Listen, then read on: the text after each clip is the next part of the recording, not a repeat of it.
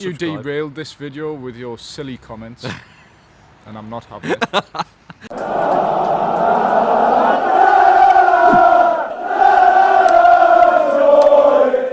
Geordie Journo's back again at the Newcastle United Media Centre, where we've been speaking to Eddie Howe ahead of the Premier League match against Fulham at St James's Park. Been a busy week at Newcastle, or out of Newcastle really, in terms of transfer exits, and I guess that's where we can start, Jordan. Yeah, Miggy, special player, special person.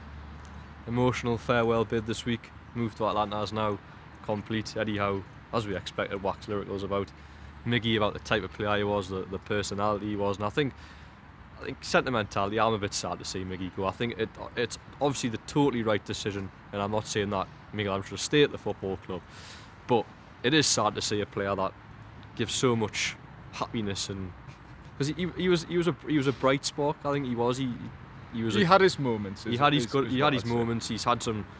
I mean, you've always said about like a highlight reel. He's a highlight reel player. But he's given Newcastle fans some really special moments. The PSG one being the obvious one. The purple patch when he was unstoppable during that. I think it was October and November during the Champions League qualification campaign.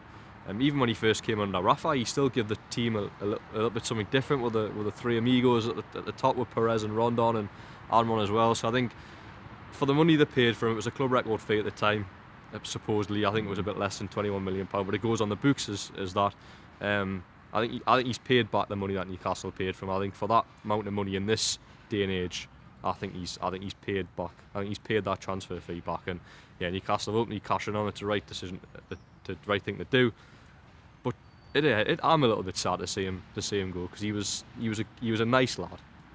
Yeah, yeah, fair enough. And he had his moments as a player as well. But over the last 12 months, he sort of fell out of favour, and it was just the right time for him to go. It was probably the right time to go last year, but they've held on to him. He's fell out of favour, and look, that's football. But you can reflect on the player that's been the term good servant's bandied about quite often, but I think he has been. Yeah, I was going to say that. Good servant is such a cliche and such an easy phrase to say, but I think it fits Miguel Almirón in terms of 6 years, over 200 appearances, and like I say, a highlight reel player. If you put his best moments in a Newcastle shirt into one video, you'll be like, wow, someone what a did. player.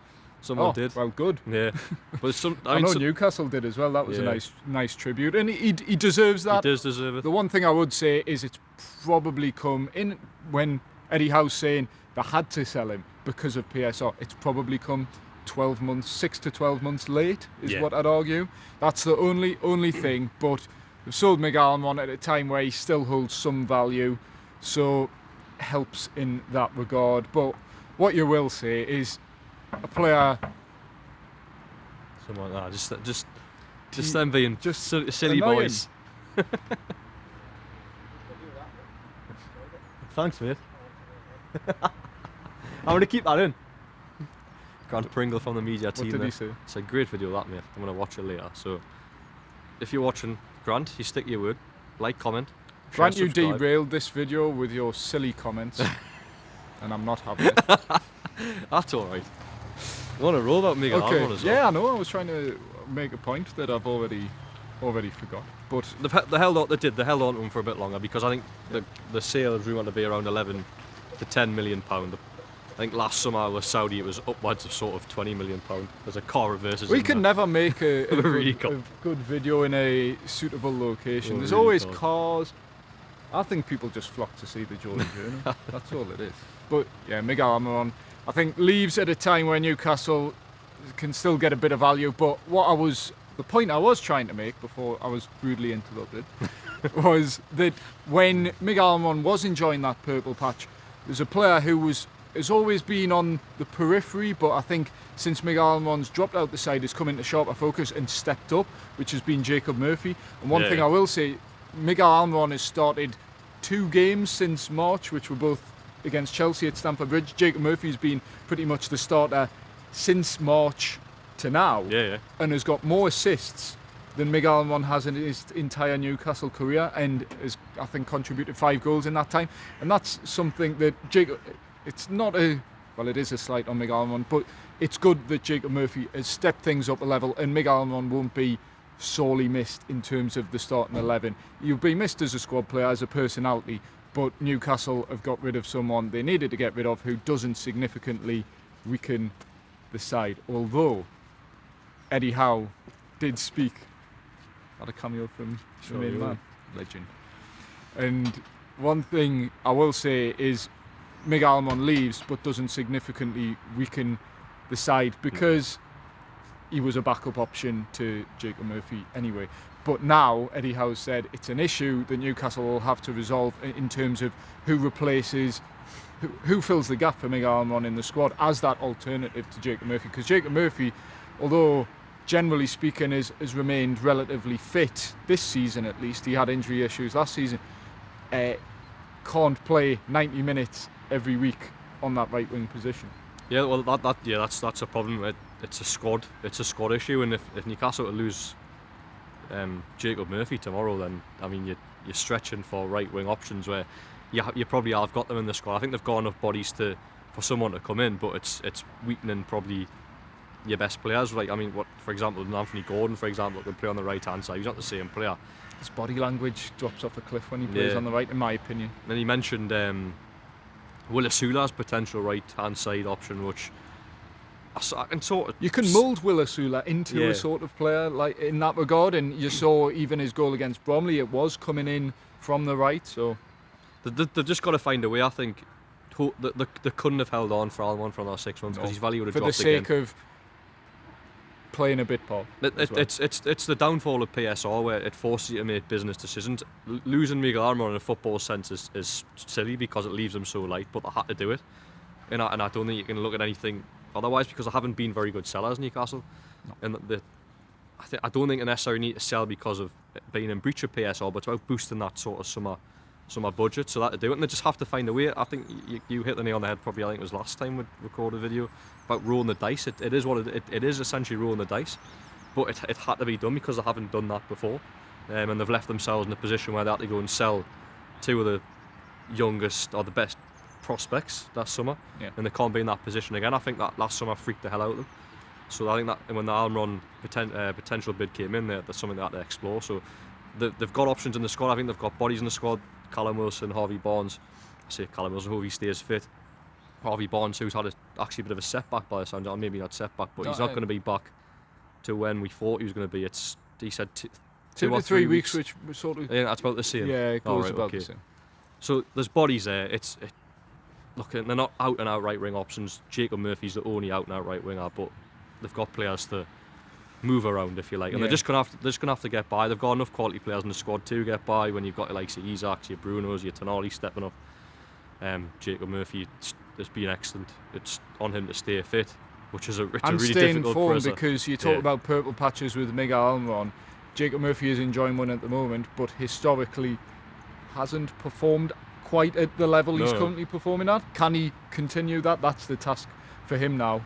And then Miguel Almirón's absence doesn't really get felt. I think Murphy's probably risen his game. I think Eddie Howe touched upon it in the press conference about sort of relationships with other players, and you've got a fantastic relationship with Alexander Isak where it just naturally makes it better. But I agree, there's no guarantee that Jacob Murphy will continue his form, and if his form does drop, then you're looking at potentially trying to replace him, and that's when you're looking at moving players on, which wasn't ideal. But as I say, it almost had to be done. Yeah, Eddie Howe mentioned Joe Linton, obviously, in addition to Harvey Barnes, as players who can play out on the right. Harvey Barnes has played there again, not his preferred position. Joe Linton wouldn't be his preferred position. And then also mentioned looking to the academy, seeing if anyone deserves a chance in terms of a right winger. But I mean, we watch a bit of academy football now and again, and is there anyone who you can think of from the academy who's ready to step up and play senior Premier League football, even as a substitute? So I know what most fans will be screaming at the TV now or mobile device, however you watch this, and they'll be saying Trevor Sanusi. But for me, Trevor Sanusi is still a very, I think we've been over this in my previous video, but is still a very, very young, raw player who looks like a Ben, basically, and Eddie Howe has always said it when he spoke about Trevor Sanusi. He did it after his debut against Bromley, the physical side. So for me, he is not ready. Bringing him on in Premier League game is a massive ask.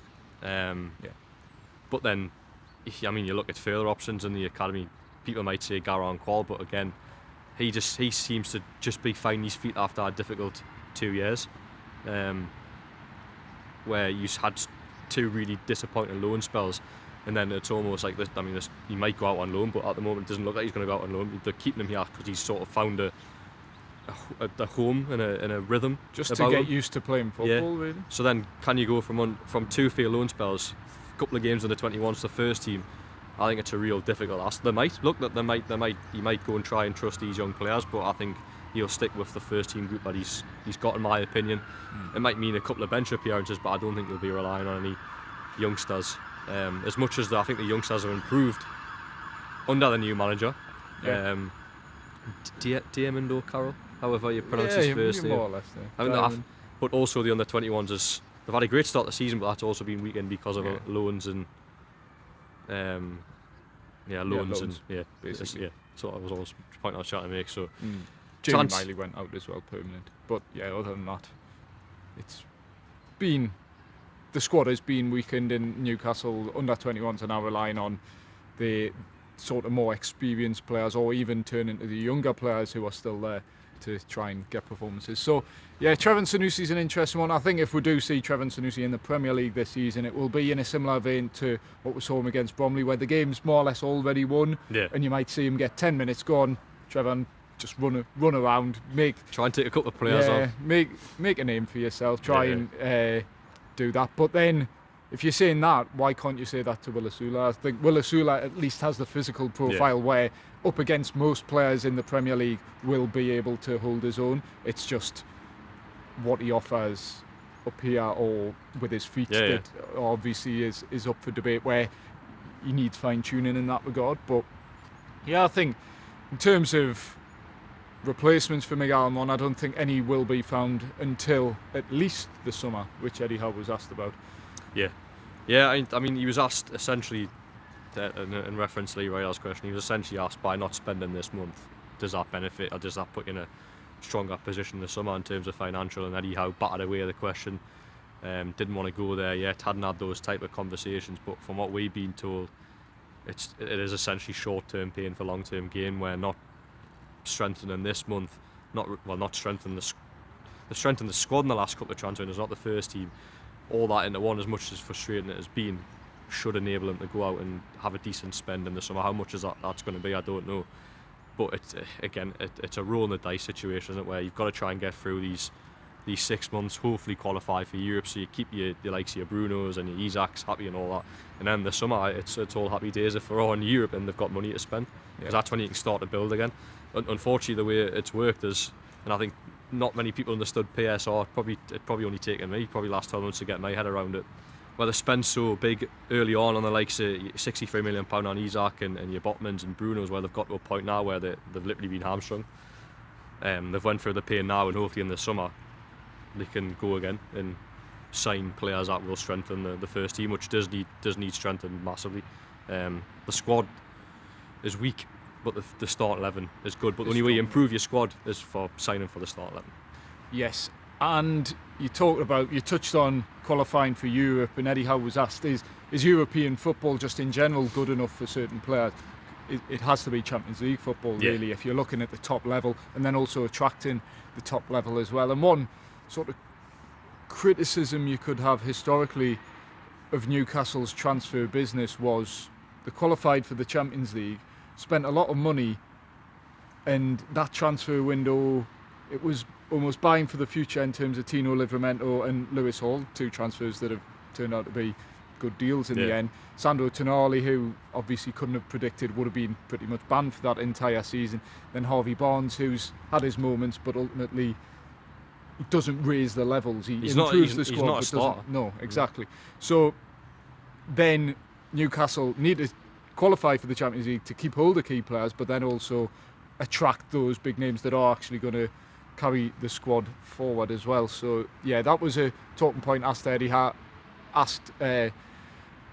Howe, and he basically just said, obviously we want to qualify for the Champions League. That's the aim. Yeah, put the onus on the players as well to perform to get them the. It's possible, the extra place potentially. Which looks like it's going to happen, and isn't it? What do you make of we'll quickly talk about it. Let us know your comments in the comment your thoughts about the Champions League format, because obviously different to what Newcastle played in last season. This week, what did you make of it? I think it's crap. Do you? I don't like the new format. No, I'm fully on board with Craig Hope's point on this. He's been very vocal on X this week and TalkSport as well. I'm totally in agreement with Craig Hope with the Daily Mail, where for me, there was that jeopardy on the final day or the final game, but realistically, who went out? Manchester That's City. The thing. People have underperformed, or teams have underperformed big teams in other seasons that would have knocked them out to a level that would have knocked them out, yet still have scraped through. There's this extra playoff game where it's okay, you qualify in the top 8 and you go through the last 16. So I think getting in the top 8 is a real achievement, but even the last 16, you're still through. You're still through to another stage, even if you finish below the bottom 8. It's just more football as well. I don't like it, but I don't like things changing basically. So go back to the old format. I think you've seen, look, the extra games has been good. If you want to look at it that way, maybe not for players and staff, whatever. Maybe they don't like the extra games. I think to sit down on your settee and watch the extra games, I think that's great. But in terms of real jeopardy, I think it's been taken away. There was jeopardy on the final game week, but it wasn't the jeopardy that you could have had if it was in a 4-team group, in my opinion. Look at Newcastle last, and they were in a group of death, is all I'd say. But it was some groups. They were half an hour away from qualifying for the last 16 of the Champions League. That's jeopardy. Yeah. Not we need to find a goal to get into the last 32 or whatever stage it is. That's 24. That's 24. To have a playoff. I mean, I initially wasn't a fan of the format at all. I think it was a bit silly. It was all about money, trying to get as many games, squeeze as many games out of a product which is the ultimate product in terms of Champions League and UEFA competitions in club football. But the way it's materialised, I think it was quite exciting. You've got teams playing all at the same time. Anything can happen. I think the problem was how many teams ultimately got through. I think 24 teams is too many. I think if you just went 100%. of all 16 and then seeded the teams based on the position, so 16th plays top. So the problem is how many teams qualified. That's what I don't like about. So the league table is fine. You're right, actually. If it was a 16-team go through and how many teams are in the group? 36. If 16 teams go through from 36, I think that's great. Yeah. Too many teams going through though. That's the thing. You're playing eight games to eliminate 12 teams. It's silly. It's not enough really. But it's all this money, isn't it? That's all it is. It's UEFA being money hungry grabbers. Playing all those extra games for. Yeah, there was jeopardy there, but not the jeopardy I like. No. So we'll move on. Big talking point of the press conference. Do you want to go there? Yeah. I recommend you watch the press conference because we're limited to half an hour, more or less. It's a soft cap. 2 minutes of the press conference were taken up by one question about what was it about? Drones. Spying, espionage. Just watch it. Yeah. Is all I'd say. Eddie Howe didn't give much of an answer. He said, it's not entered my thought, but I think that was a press conference highlight of the season. It was because it was totally left field, wasn't it? It wasn't a question I was... We're in a transfer window. There's plenty to talk about ahead of a game against Fulham as well, an important game. And that was something special, I think. I also have to praise the person asking the question because I said myself, when you're speaking through the mic, if you're speaking for maybe a little bit longer, like maybe you go 10, 20, 30 seconds, you do get in your own head a little bit. Well, I can vouch for that. To go a minute and a half asking one question is incredible. An incredible press conference performance, so well done. It was very well researched and clearly knew the story. But I could not have delivered a question of 2 minutes. As I've had track record or once at a press conference where I lost my trail of thought of 3 words. Yeah. Never mind how many words in 2 minutes. I don't know, but you get what I mean. So it was a really good question, interesting topic. Not for Eddie Howe, though. But Eddie Howe was not expecting when he woke up this morning to come into the training ground early doors to meet the media, to be asked about drones and you get the eyes from Eddie, as we know. Yes, it does put you off a little. You can be baffled. So yeah, really sort of a strong question-asking performance that I couldn't have delivered, but it wouldn't have ever entered my mind to ask that sort of question. So yeah, check it out, Eddie Howe's press conference. We won't go into it too much because I mean we're 20 minutes into this video, and I think we've still got a little bit to talk about. But to talk about time wasting, talk about long questions and long-winded responses, I think should probably move on. Yes, because it's a big game against Fulham on Saturday at St James's Park. Newcastle's one of the worst performances of the season came against Fulham at Craven Cottage back in September, lost 3-1. Yeah. I mean, it's one of those games, it could have been more than 3-1, but then you look at that Fabian Schär chance, if he puts that away, it goes 2-2, different sort of game. It was Newcastle's first defeat of the season, missed the chance to go top of the league. If they win on Saturday at St James's Park and Nottingham Forest lose in the early kick-off, Newcastle go up to third. So that's the jeopardy I love. Never mind the Champions League. This is Premier League match day 24. Jeopardy of getting third place. Not in all season, that'd be great if they could get up there.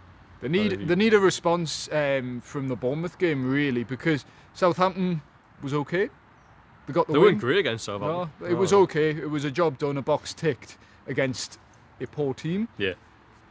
Now they're up against a decent team in Fulham who've found them out previously this season. Yeah. So I think it's tough. And we talked about Jacob Murphy being sort of that.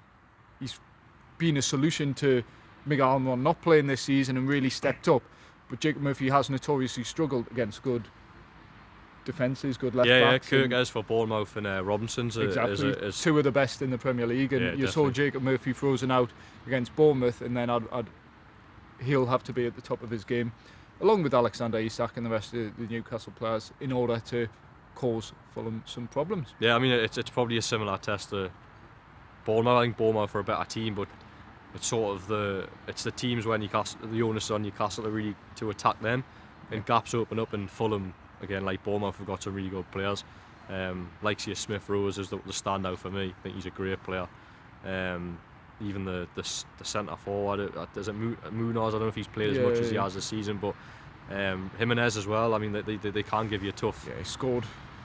At Craven Cottage. I think they've got some real dynamic players as well. Alex Iwobi I quite like. I think he's quick, strong, similar to Semenyo really in that sense as well. So they've got players that can hurt you.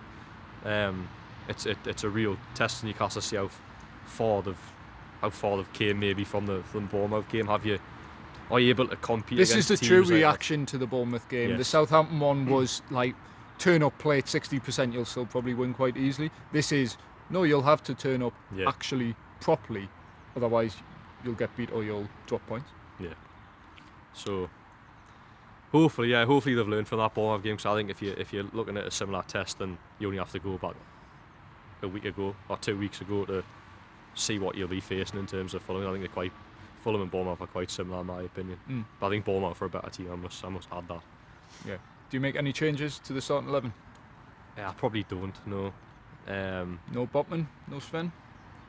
I think to play Botman now, you probably got to put him on the left-hand side of defence in his preferred position where he deserves to play. But I don't think Dan Burn, as much as people might want to criticise him for the first goal at Southampton, for me is still at the minute undroppable. That can change by a bad performance. Don't get us wrong; it can change very, very quickly. But I don't think you can make any changes in the back line. Attacking wise, I say that they're a bit stretched in terms of numbers at the minute. The midfield picks itself at the minute. So. To answer your question in a long-winded way, I would make no changes. No, the front six picks itself in terms of the midfield and attack. I think the defence, there's maybe a bit more options for Eddie Howe, and then now in goal there's options as well, but it seems like Eddie Howe's going to persist with Martin Dubravka. Not that that's a bad thing in any way, because Martin Dubravka is generally playing quite well. 2 Save of the Month nominations, along with a Player of the Month and Manager of the Month for Alexander Isak and Eddie Howe, respectively, in the Premier League. So, yeah, that's pretty much Confirmed Dubravka's staying as well, just to quickly mention. Dubravka's staying, talks over a new contract, while that's an extension or an improved salary we don't quite know yet. Yeah. He basically said that, was it last week? I asked him a question about it a couple of weeks ago, and he basically said, he's staying. So Maybe it's the same answer, but he did say in the answer that he was staying, which I don't think he'd been asked that before. It was always about an agreement that he'd spoke about earlier in the month. But yeah, that's happening, and by the sounds like there's going to be no more outgoings despite all the final the few noise. days of the transfer window. Oh, one thing, I mean, there was noise about this week, obviously Matt Targett going out to Leeds or wherever. That has been strongly played down. Rubbish by Leeds. Yes. I spoke to someone at Leeds yesterday. They said they were baffled by the links and they've never been in for him. So fabrication? Complete fabrication were the words put to me, which is, I mean... That's an official down a transfer. Yeah, that's an official club source saying that. That's not me saying that, by the way. So, yeah, that's a transfer that... I mean, Matt Targett leaving makes complete sense. Leeds, given how strongly they've distanced themselves from that deal, I'd be very surprised if that somehow materialises in the final few days of the window. But Matt Targett's a player who, naturally, I would expect to leave at some point, but Eddie Howe seems like he's closed for business, and Newcastle are closed for business this transfer window, barring some late, maybe youth lads going out on loan or something like that. So yeah, Matt Targett's a player who I'd fully expect to leave at some point, but it doesn't sound like it's going to be this window. But Eddie Howe did say anything could sort of change in the final few days. You never know who's going to come in. I'm sure Newcastle will be receptive to any offer for Matt Targett this month, but nothing forthcoming at the moment. No, he's played 2 games, started 1 game in 14 months. No disrespect to Matt Targett, but he's not He's 29, he wants to be playing football. Yeah, but when someone's came back from a long injury like that, I think teams might be put off a little bit. Might be making that up, but obviously big wages as well from what we understand. Newcastle would have to cover them if he went out on loan, for example. Which they've done a lot of that. Yes. Too much of it, arguably. Yeah, a lot of that when it was the first summer under Eddie Howe, and I think even Dwight Gale left, but I think they were still paying a portion of his wage. Isaac Hayden's the one where everywhere he goes they have to pay a portion of his wages as well. I'm not sure that's the case at Porto, I'm presuming so. So they don't want to continue to be burned by that. Yeah, doesn't do them any favours really. So yeah, well, speaking of left backs, actually, Miguel Almiron leaves the squad. There's a gap in the squad. You were saying, well, Jamal Lewis, the reborn. He's out of contract here in this season. He got a new contract. Yes, he's also injured. So yeah, whether he'd be named in the 25-man squad, there's a gap there in theory. Is he named in it? I'd be surprised. But you never know. You never know. So before we wrap up, Jordan, word as always from our esteemed sponsors of the Geordie Journals. Yep. Comply IT Limited. Worried about disposing of your old IT equipment? Don't be. Comply IT handle everything.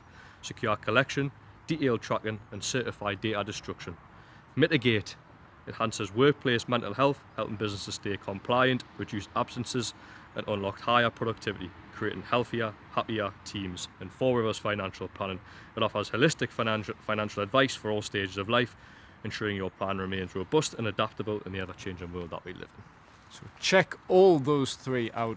Links in the description below, as well as the Geordie Journal shop. Yep. Disappointed, Jordan? I know. I need to put it on at some point, don't I? I don't know if the official Newcastle United capacity is the one. It might have to be a off-the-cup video like you did midweek, which people haven't checked that out yet. Please do, because we watched it just over there, actually, me and Liam. And I fully enjoyed it. Thank you. It was a good video, informative video, so check it out. So yeah, we'll be back though, as a trio, a threesome, whatever you want to call it. A full complement of the Geordie Journals, full lineup. At St James's Park tomorrow as Newcastle take on Fulham, and we'll be reacting to that game. There'll also be Liam's live straight after the game, I believe, anyway. Yep. And yeah, we'll see you there. Please remember to like, comment, share, subscribe, ring the bell if you like what we do. And we'll see you at St James's Park on Saturday. Cheers.